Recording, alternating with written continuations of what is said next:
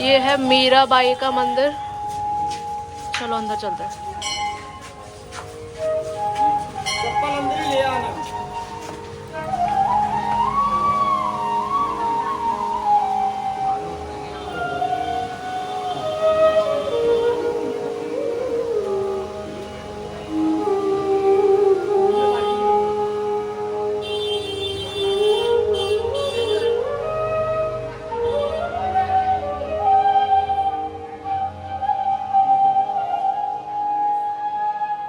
But बंद है अभी।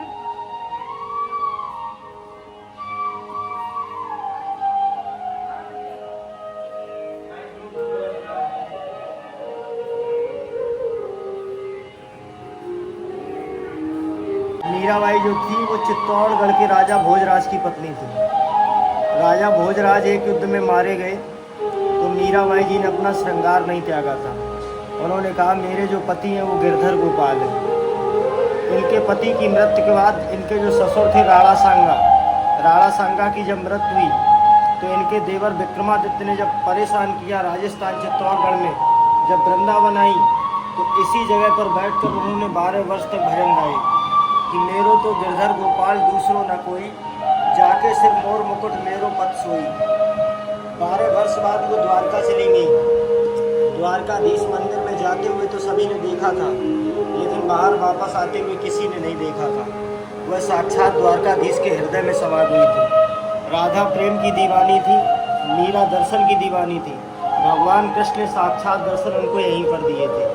बोलो मीराबाई महारानी की जय हो। राणा सांगा ने फूलों की पिटारी भिजवाई, उसमें सर्प भिजवाया जहरीला, वो यहीं पर भिजवाया था। साक्षात शालिग्राम भगवान बन गए थे। अभी ओपन होगा, भोग लग रहा है, देख लेना भी, आपको दर्शन होंगे शालिग्राम भगवान के। साक्षात दर्शन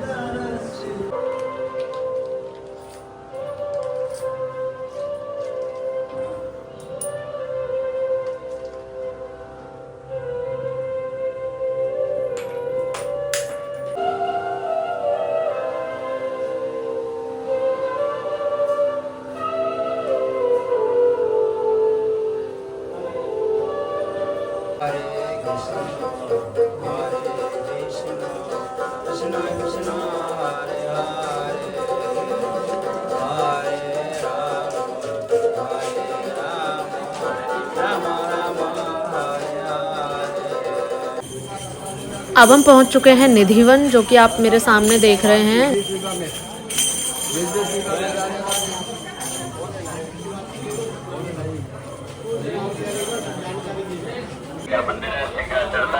लेके जाए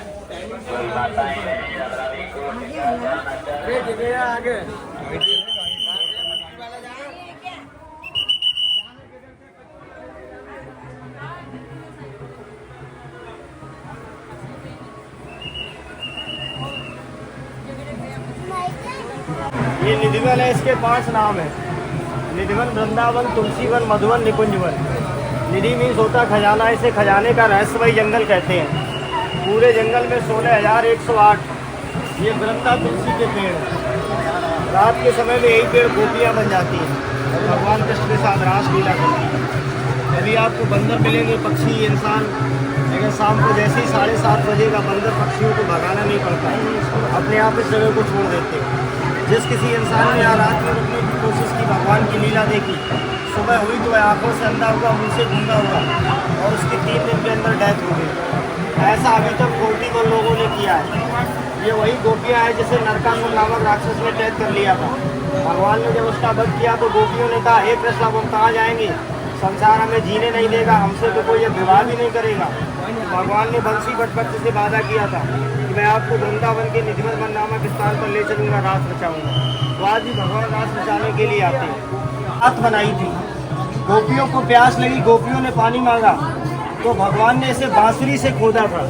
सभी ने अपनी इसी कुंड से प्यास बुझाई। ललिता सखी ने पानी मांगा तो कुएं का नाम पड़ा ललिता कुंड। बोलो ललिता महारानी की जय हो।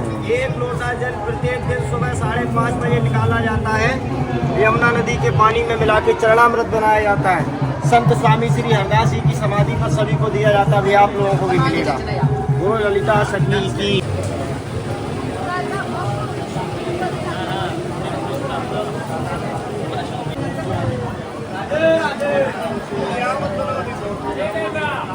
ये संत स्वामी श्री हरदास जी हैं। इनके पिता का नाम श्रीधर दास था। यहाँ से 3 किलोमीटर दूर राजपुर गांव के रहने वाले थे। इनको युगल राग आता था इनके पिताजी को। जब उस युगल राग को स्वामी हरदास जी ने यहाँ पर गाया तो साक्षात कृष्ण और राधा को प्रकट होना पड़ा, वो भी मजबूरी में, क्योंकि स्वामी हरदास जी के शब्दों का ऐसा राग था, रस था कि पशु पक्षी उनको बैठ कर सुनते थे। तो हरदास जी ने कहा, हे कृष्ण, मैं आपकी तो सेवा कर लूँगा, मैं आपको तो रख लूँगा, लेकिन मैं राधा रानी को नहीं रख पाऊँगा, क्योंकि मेरे पास इतना धन नहीं है कि मैं इनके लिए वस्त्र और आभूषण कहाँ से लाऊँगा। तब राधा और कृष्ण का एक युगल स्वरूप बना, एक में ही समा गए, जिसका नाम दिया गया बांके बिहारी। का मेन मंदिर शाम को 7:30 बजे प्रत्येक दिन मंगला आरती के बाद, शयन आरती के बाद जब इसको बंद किया जाता है तो नंद बाबा के घर से 1 लोटा जल, पान, दातून, 16 श्रृंगार, 7 लड्डू इसी मंदिर में रखे जाते हैं। मंदिर में 7 ताले लगाए जाते हैं। इसमें ठाकुर जी का चांदी का पलंग पड़ा हुआ है। सुबह सभी के सामने जब 7 ताले खोले जाते हैं तो पान चढ़ा हुआ मिलता है, दातून चढ़ी हुई मिलती है, लोटे में जल नहीं मिलता है, और जो भी 16 श्रृंगार रखे जाते हैं वो सारे बिखरे मिलते हैं। क्योंकि भगवान जब रात में रास रचावे तो आज भी राधा को श्रृंगार करे, जाके मारे एक राधा रानी को श्रृंगार घर का है। राधा रानी का श्रृंगार घर और रंग महल के नाम से जानते हैं। जी न्यूज़ के पत्रकारों ने नहीं माना कि तुम ही लोग ऐसा कर देते हो। 8वां ताला उनसे डलवाया गया था, 8वां ताला उनसे खुलवाया गया, सारा सब कुछ दिख रहा है। बोलो सच्चे दरबार की जय। देखना है अगर सुबह 5:30 बजे आइए, आपके सामने खोले जाएंगे ताले, सब कुछ दिखाया जाएगा। आप पान दातून के दर्शन कभी हो जाएंगे।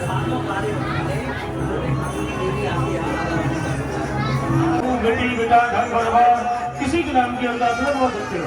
श्रृंगार जलाएंगे तुम लोग को वीरा करने के लिए। आपका नाम?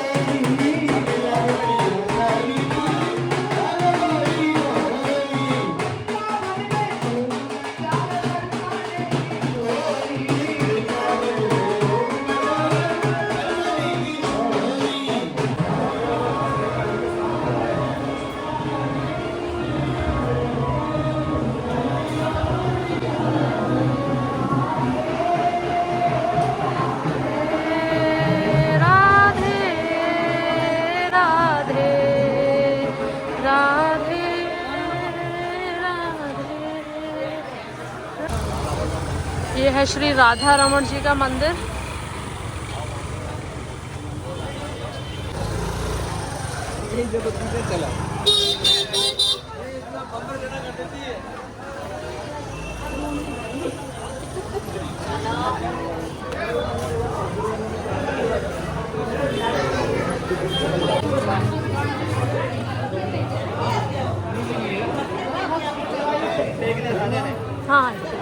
गाय को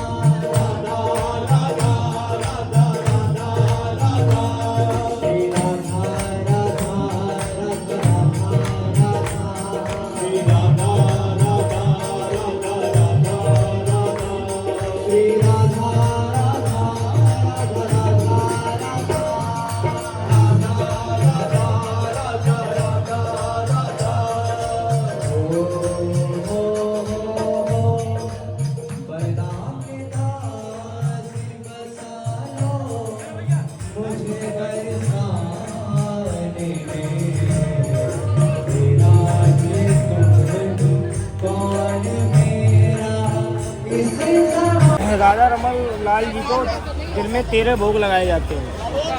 सबसे छोटे ठाकुर है, सबसे नटखट ठाकुर है, हर आधे घंटे में थक जाते हैं। इनको हर आधे घंटे बाद भोग चाहिए। भोग प्रसादी के बाद इनको हमेशा रेस्ट चाहिए। आज के 550 वर्ष पहले गोपाल भट्ट गोस्वामी जिन्होंने इनको शालिग्राम से प्रकट किया था, उन्होंने रसोई को जलाया था। आज भी रसोई वो जल रही है, बुझी नहीं है। उसी से राजा रमन लाल जी का भोग लगाया जाता है। उसमें माचिस का यूज नहीं करते? माचिस का इस्तेमाल यहाँ पर नहीं करते। और दूसरी बात ये, हर मंदिर में कर्मचारी लगे मनाने के लिए भोग। यहाँ ऐसा नहीं, यहाँ के जो पुजारी है गोस्वामी वही ठाकुर जी का अपने हाथों से भोग पवाते हैं। तब हेलो राजा रमन लाल जी जय। यह है मंदिर, ये है लकड़ियाँ जो इनकी रसोई में यूज की जाती हैं।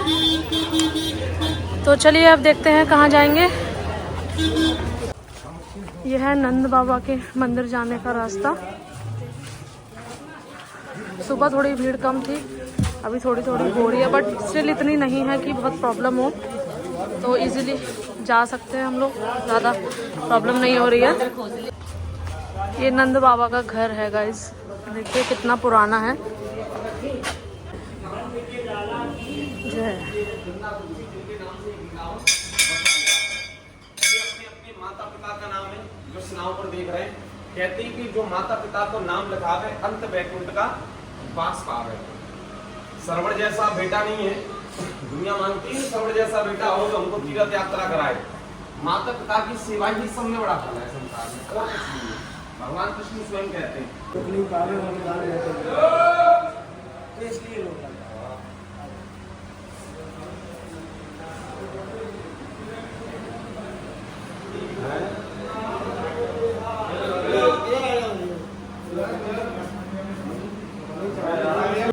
ये है काली देव बाबा जी का मंदिर।